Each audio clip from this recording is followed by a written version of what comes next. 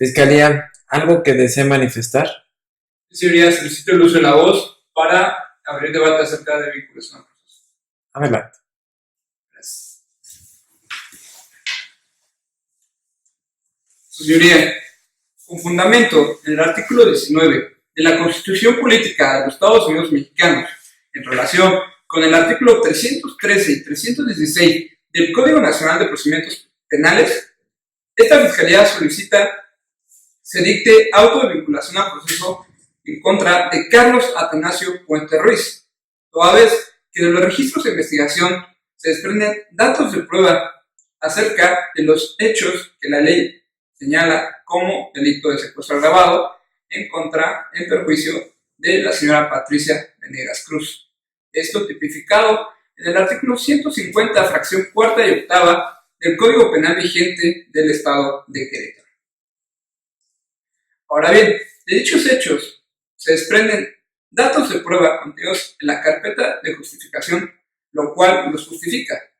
Estos hechos constan de que el día 22 de mayo de 2012, aproximadamente a la 1:10 de la madrugada, la víctima, en compañía de su esposo, el señor Martín Casas, salían del domicilio ubicado en calle 9, número 39-15, en la ciudad de Querétaro, con destino a su domicilio.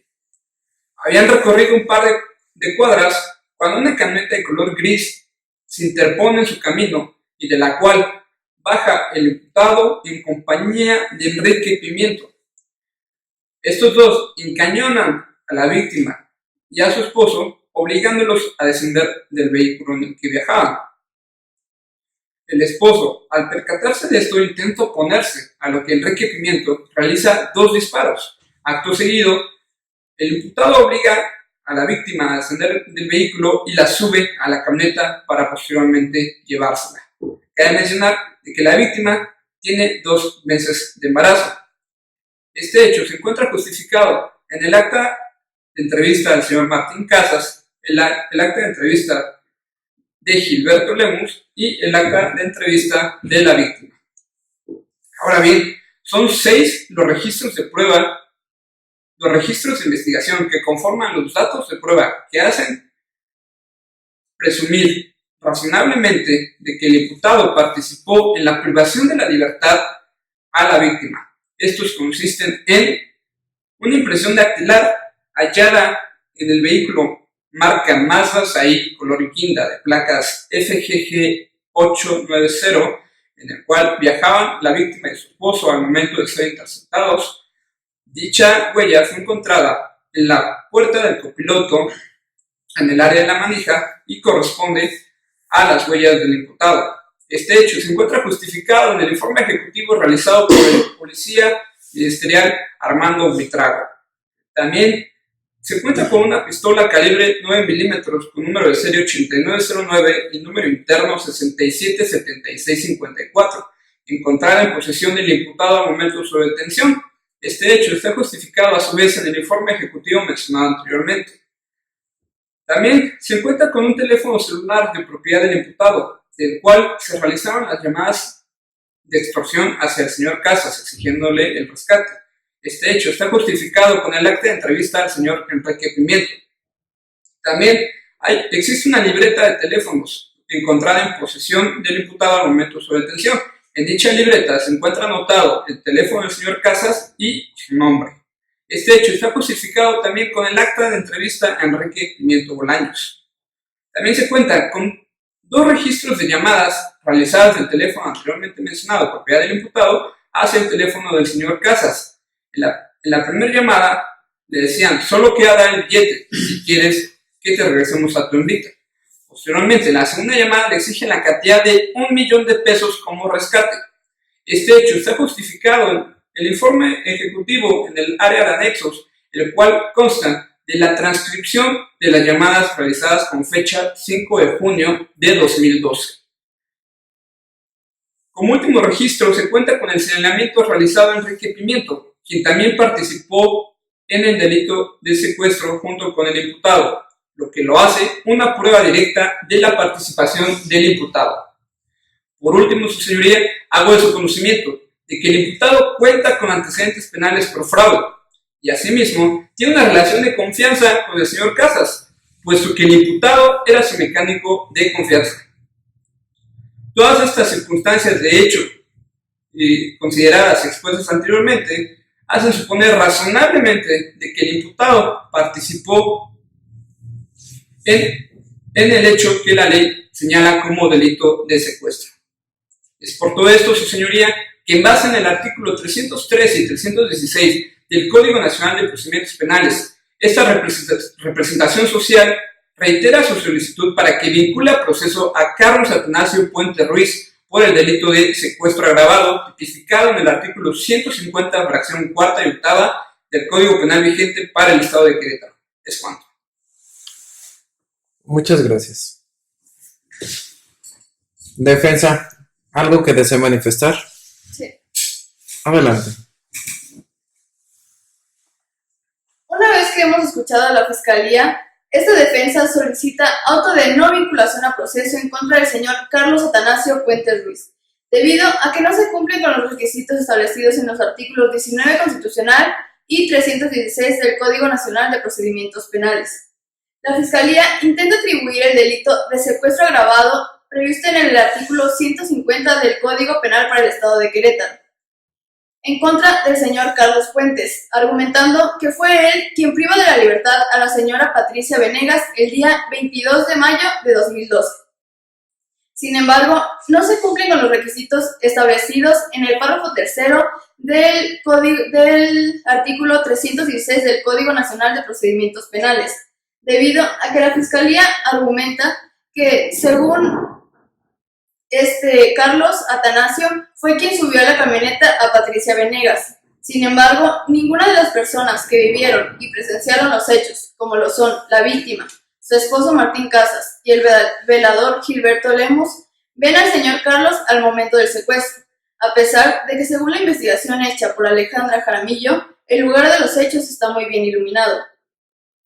Es importante tener en cuenta que el señor Carlos estuvo trabajando la noche del 22 de mayo de 2012, como se corrobora en su entrevista y en la de su jefe Eduardo Santos, quienes refieren que fue Enrique Pimiento quien le pide lo sustituya en el trabajo, saliendo deprisa con otros 3 sujetos. E incluso hay registro de las horas de trabajo de Carlos esa misma noche. También con las entrevistas de la víctima y su esposo, quienes reconocen al señor Carlos como su mecánico, más no como uno de los secuestradores.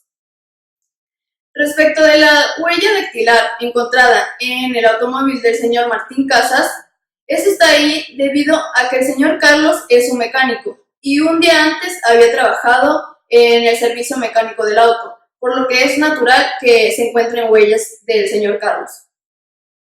Ahora bien, respecto de la pistola 9 milímetros encontrada en posesión de Carlos, esta la tenía debido a que se la dio Enrique Pimiento por un dinero que le debía, y se corrobora con la entrevista a Carlos, y además que de los 2 casquillos encontrados en el lugar de los hechos, ninguno de los 2 corresponden a esta arma, sino al arma que poseía Enrique Pimiento. Ahora bien, respecto del celular que poseía Enrique Pimiento y con el cual se hicieron las llamadas de rescate, este fue el mismo celular que perdió Carlos días antes y el cual se corrobora con el registro de reclamación a la empresa Movistar el día 3 de junio de 2012. Sobre la libreta encontrada en posesión del señor Carlos con el número de teléfono del señor Martín, es debido a que la usó para dar aviso al terminar el mantenimiento del vehículo, ya que, como se acaba de mencionar, el señor Carlos es mecánico del señor Martín. Ahora bien, la Fiscalía también señala unas llamadas hechas de rescate el día 5 de junio de 2012. Sin embargo, el señor Carlos en ningún momento participó en esas llamadas, de las cuales hay registro, grabación y transcripción, y de las cuales solo se reconoce la voz de Enrique Pimiento. Y esto se corrobora con el informe ejecutivo, así como la entrevista a Enrique Pimiento. Su señoría, los datos de prueba que señala la Fiscalía solamente robustecen la teoría del caso de la defensa de que no existe una conducta reprochable al señor Carlos, ya que no se cumple con lo establecido en la fracción tercera del artículo 316 del Código Nacional de Procedimientos Penales. Su señoría, el único señalamiento que hace tanto la víctima como su esposo, el señor Carlos, es como su mecánico, mas no como uno de los secuestradores. Teniendo en cuenta todo esto, no se puede establecer la probabilidad de que el señor Carlos haya participado o cometido el delito de secuestro agravado, por lo que esta defensa técnica le reitera su solicitud de la no vinculación a proceso y poner en inmediata libertad al señor Carlos Atanasio Puentes Ruiz. Gracias. Fiscalía, ¿algo más que manifestar? Sí, su señoría, solicito el uso de la voz para que se abra debate de medidas cautelares. Adelante. Gracias. Toda vez que ya se cumplieron los requisitos establecidos en el artículo 154 del Código Nacional de Procedimientos Penales, como es que se haya formulado imputación y se haya vinculado a proceso al imputado Carlos Atanasio Puentes Ruiz, su señoría, esta fiscalía solicita se imponga como medida cautelar la prisión preventiva al imputado, prevista en el artículo 155, fracción 14 del Código Nacional de Procedimientos Penales. Y conociendo que esta es una medida cautelar de carácter excepcional, tal como lo dictan las doctrinas y jurisprudencias emitidas por la Corte Interamericana de Derechos Humanos, así como nuestra Constitución, esta representación social la considera como idónea, necesaria y proporcional para el caso en concreto, puesto que no hay otra que garantice la comparecencia del imputado ante este tribunal. Asimismo, señoría, en base a los registros de investigación consistentes en la entrevista del imputado, así como el informe ejecutivo del policía ministerial, se desprenden datos de prueba que nos hacen saber que el imputado ya cuenta con un antecedente penal consistente en fraude, lo cual hace que se presuma su frecuente actuar delictivo y su posible reincidencia en los actos. Factores que hacen pensar razonablemente a esta fiscalía que se cumplen los requisitos establecidos en los numerales 168, 169 y 170 del Código Nacional de Procedimientos Penales. Factores que a continuación les expongo. Existe el peligro de sustracción por parte del imputado toda vez que no cuenta con un arraigo estable en esta ciudad. Y además, señoría, de que tiene un familiar viviendo en una diferente localidad a esta. Aunado a esto, de que fue detenido en caso urgente, toda vez que se encontraba a punto de salir de esta ciudad al momento de ser interceptado por las autoridades. Factores, señoría, que en conjunto le darían la facilidad de poder huir en cualquier momento para sustraerse de la acción de la justicia, constituyéndose así la presunción del riesgo de fugarse. Asimismo, señoría, el máximo de la pena que en su caso pudiera llegar a imponerse al imputado por el delito del cual se le acusa, consistente en secuestro agravado, es de 52 años 6 meses. Su señoría, la pena por sí sola es un incentivo para que el imputado se sustraiga de la acción de la justicia y ya no vuelva a comparecer ante este tribunal. En lo que hace al peligro y al riesgo de la obstaculización del desarrollo del proceso de la investigación, se infiere que el imputado puede llegar a modificar, alterar o eliminar elementos de prueba, toda vez que cuenta con datos sensibles, datos personales tanto de la víctima como del esposo. Por lo anterior, antes mencionado, señoría, esta fiscalía solicita se imponga la medida cautelar consistente en prisión preventiva, toda vez que la considera idónea, necesaria y proporcional para el caso en concreto. Idónea, toda vez, puesto que no hay otra que garantice de manera eficaz la comparecencia del imputado ante este tribunal. Necesaria para el buen desarrollo del proceso de la investigación y la buena protección de la víctima y de los testigos. Y por último, señoría, esta representación social la considera proporcional debido a que en virtud del delito el cual se le acusa al imputado es un delito de alto impacto. Su señoría, por todas las circunstancias de hecho y derecho ya antes mencionadas, esta fiscalía reitera la solicitud de la imposición de medida cautelar consistente en prisión preventiva al imputado. Es cuanto, señoría. Gracias. Defensa, ¿algo más que manifestar? Sí, su señoría. Adelante. se opone a la imposición de la prisión preventiva solicitada por la Fiscalía, toda vez que ésta no cumple con los objetivos previstos por el artículo 153 del Código Nacional de Procedimientos Penales.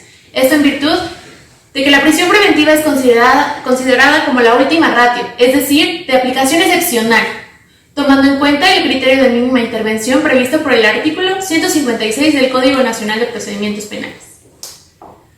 En contraposición a lo manifestado por mi contraparte, la Fiscalía, contraria por completo a los principios de idoneidad y proporcionalidad, al implementar la medida cautelar más lesiva, sin agotar antes las demás previstas por el artículo 155 del Código Nacional de Procedimientos Penales.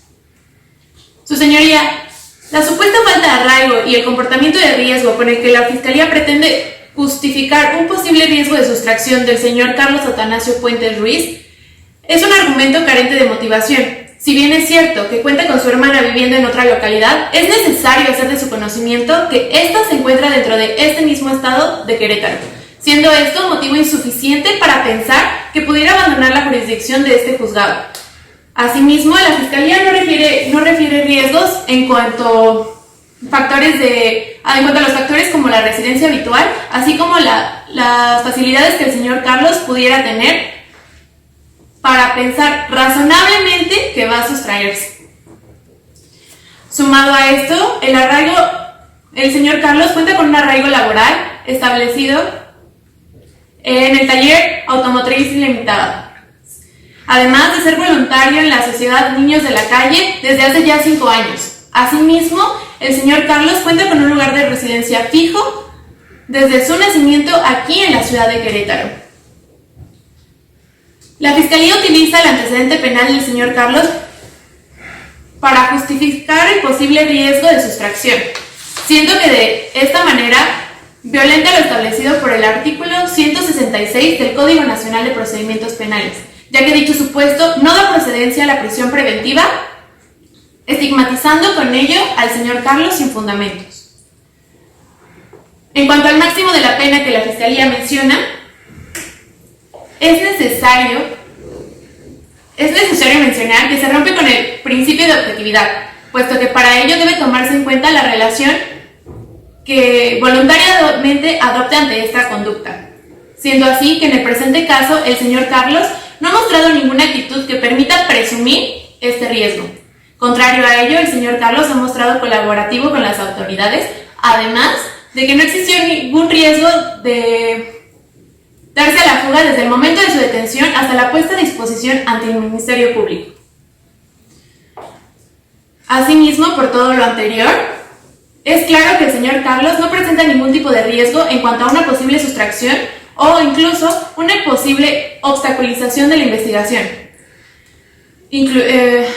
como ha referido la Fiscalía, pues tampoco se cuenta con datos fundados que nos permitan presumir que el señor Carlos intente destruir, modificar, falsificar o destruir los datos de prueba. O en su caso, influir en el comportamiento de los testigos, así como obstaculizar el trabajo de los servidores públicos. Aquí, su señoría, es importante señalar que la Fiscalía no ordenó el informe de riesgos a la Unidad de Medidas Cautelares, basando así sus argumentos en apreciaciones subjetivas carentes de valor. Su señoría, la imposición de la prisión preventiva en el caso en concreto resultaría en una privación de la libertad arbitraria, violatoria del derecho humano de la libertad, así como la presunción de inocencia en su vertiente como trato procesal, prevista en nuestra Constitución Política, así como en la Convención Interamericana de Derechos Humanos. Pues al imponer una medida cautelar evidentemente lesiva y excesiva al señor Carlos, resultaría solo en una anticipación de la pena, así como en un prejuzgamiento de su hasta ahora inexistente culpabilidad. Por último, quiero señalar que el señor Carlos es voluntario en la Sociedad Niños de Calle desde hace ya 5 años, por lo que no solamente se resultaría afectado a él con la privación de su libertad, sino también se afectarían a todos esos niños a los que se ha dedicado a ayudar y cuidar con programas de protección y reinserción en esta ciudad, aquí en la ciudad de Querétaro. Su señoría, esta defensa reitera la oposición a la aplicación de la medida cautelar de la prisión preventiva solicitada por la Fiscalía. Y en su lugar propone la combinación de las medidas cautelares previstas en los artículos 1º, 5º y 8º del Código Nacional de Procedimientos Penales. Esto es, la presentación periódica ante este órgano jurisdiccional, la prohibición de salir sin previa autorización del Estado de Querétaro, así como la prohibición de acercarse a la víctima, testigos u ofendidos, por todo lo anterior, por considerarlas idóneas y proporcionales al caso en concreto. Es cuanto. Gracias.